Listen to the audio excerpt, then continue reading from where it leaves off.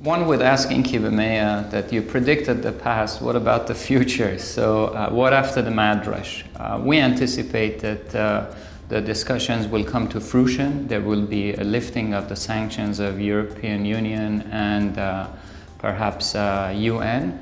That would lead into allowing multinationals to interact with Iran, particularly in the first phase in soft sectors, FMCG, healthcare, consumer goods, automotive industry, some segments of petrochem, etc.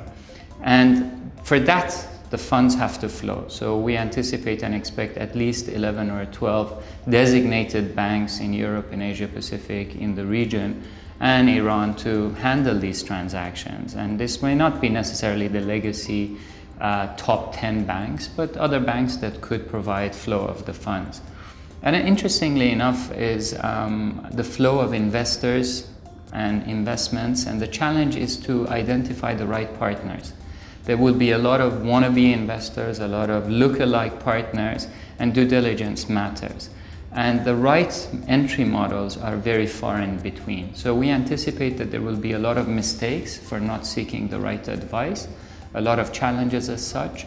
And for that matter, perhaps one can look and think about the fact that the region will slow down. The only resilient economy in the region, diversified to benefit from this to a great extent, is the UAE as an economy. And the Expo 2020 will be a stellar opportunity for Iran and for the UAE, with an overspilling factor north-southbound in terms of trade and dialogue and engagement.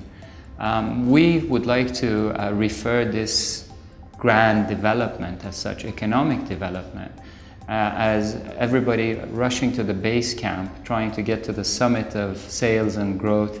And it's time to choose the right Sherpas and not to compromise, because it's going to be a challenging, exhilarating, but as well a daunting ascent.